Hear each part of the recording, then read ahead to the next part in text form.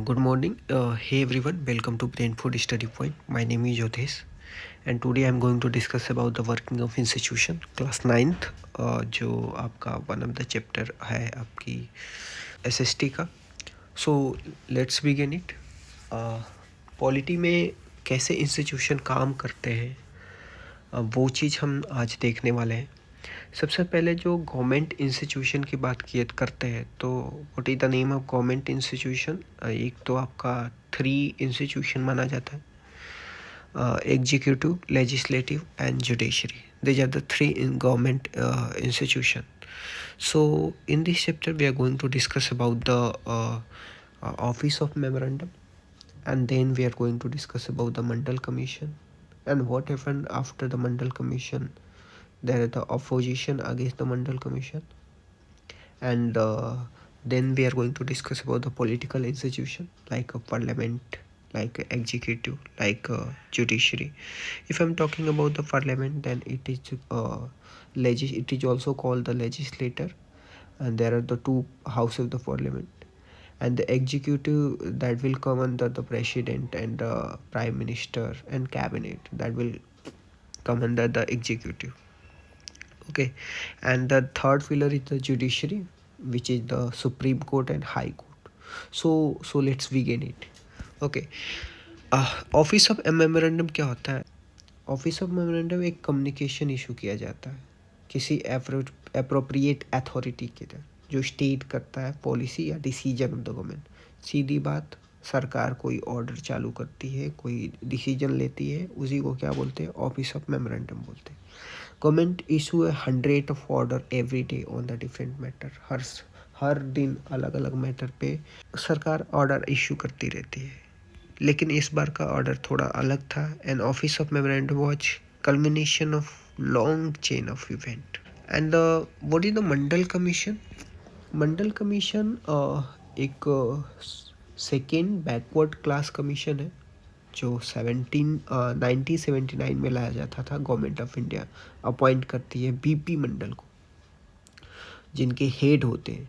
Now we get it about the Mandal commission. कब आया था? 1979 में. किसने लाया था? गवर्नमेंट ऑफ इंडिया ने. किसके लिए?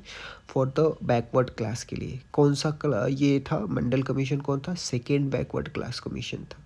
ठीक. कौन हेड कर रहा था? बीपी मंडल हेड कर रहे थे. उन्हीं को मंडल कमीशन के नाम से बोला जाता है. ठीक. It was asked to determine the criteria to identify the socially and educationally backward class in India and the recommended step to taken for their advancement. What is the Mandal Commission?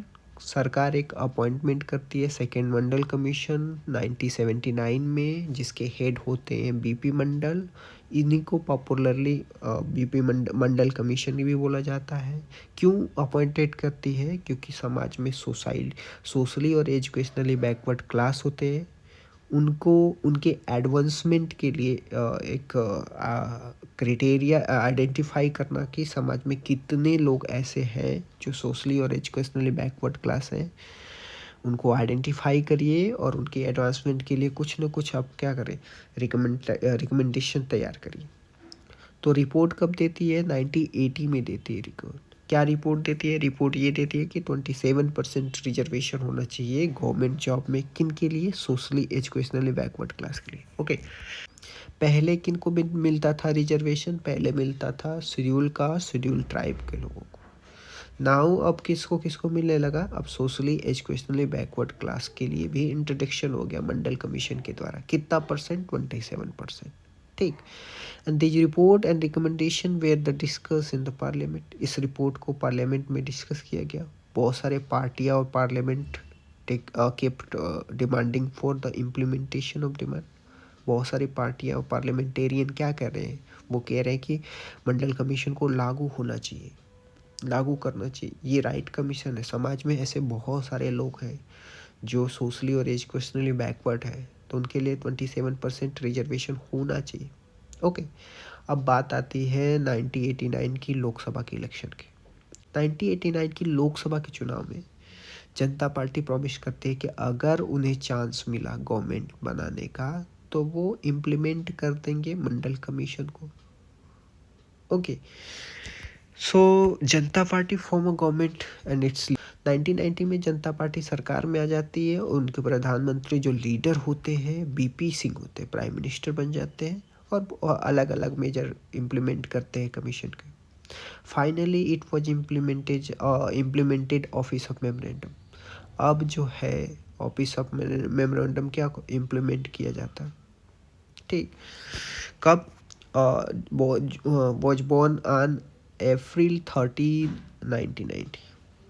तो ठीक, जो अभी सरकार बनी थी 1990 में, उसने मंडल commission को लागू कर दिया।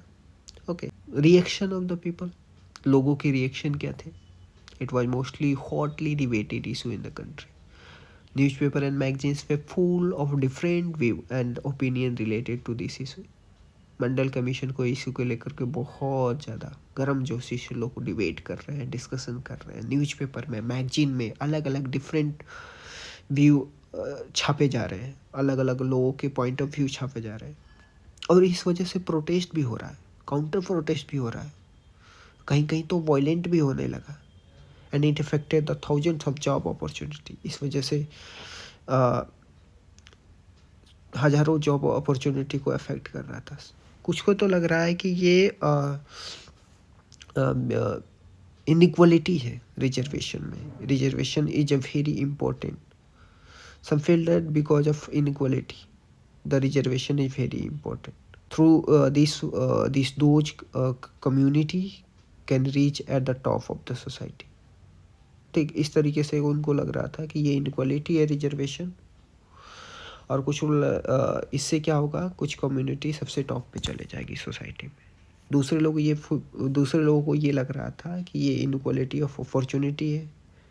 They would deny the job even though they could be more qualify. उनको लग रहा था कि उनको जॉब नहीं मिलेगा भले ही वो ज़्यादा क्वालिफाई होंगे। ओके, सो मंडल कमीशन को बीपी मंडल ने 1990 में मंडल कमीशन को बीपी सिंह गवर्नमेंट ने 1990 में इम्प्लीमेंट कर देती है। कहीं प्रोटेस्ट होने लगता है, और ये प्रोटेस्ट जैसे ही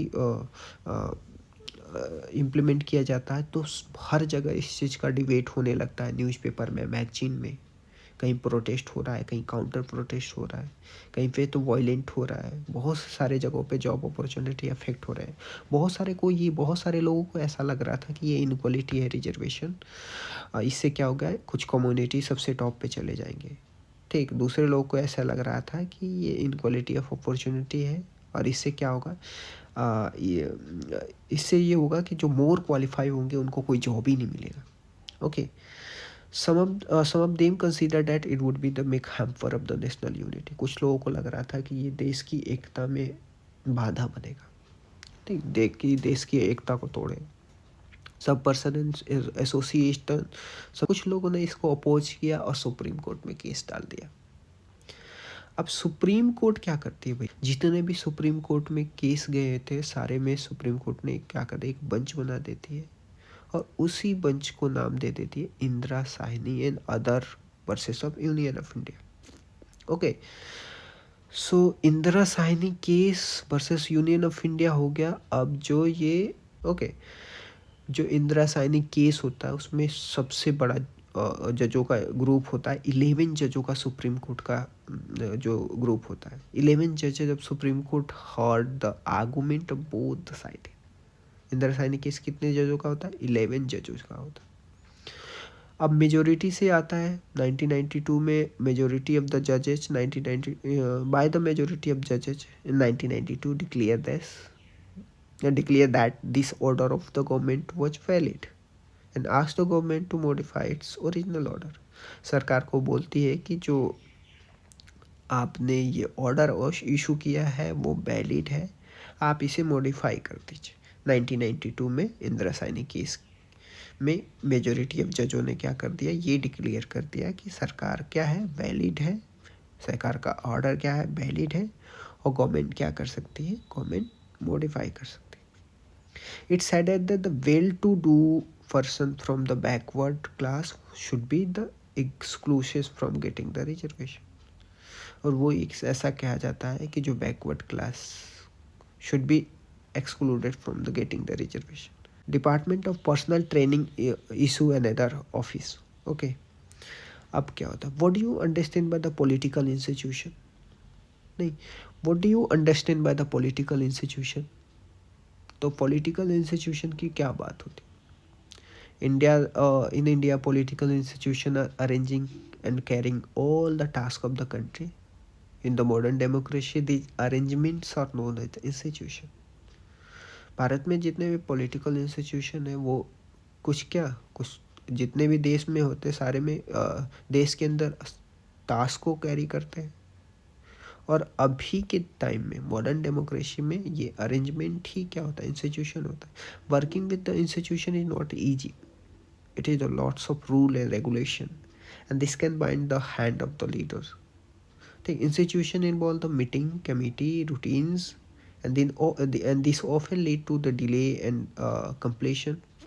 Some of the delay and completion are very useful. They provide an opportunity for a wider set of peoples to be consulted in any decision.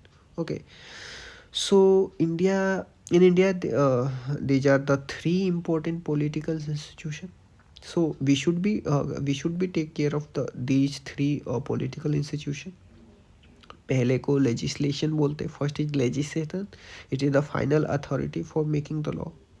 Political executive and the permanent executive. तो first is the legislator, second is the executive, third is the judiciary. There are three important institution. जब executive की बात करते हैं तो इसमें दो होते हैं, एक तो पॉलिटिकल एग्जीक्यूटिव होते हैं, दूसरा परमानेंट एग्जीक्यूटिव होते हैं. तो पॉलिटिकल एग्जीक्यूटिव में prime minister and cabinet minister आते हैं, जितने भी इंपॉर्टेंट पॉलिसी डिसीजन लिया जाता है. लेकिन जो परमानेंट एग्जीक्यूटिव होते हैं उसमें सिविल सर्वेंट होते हैं, वो भी तो नियम कानून को on the road side ground पे वही तो लागू कराते हैं. ओके,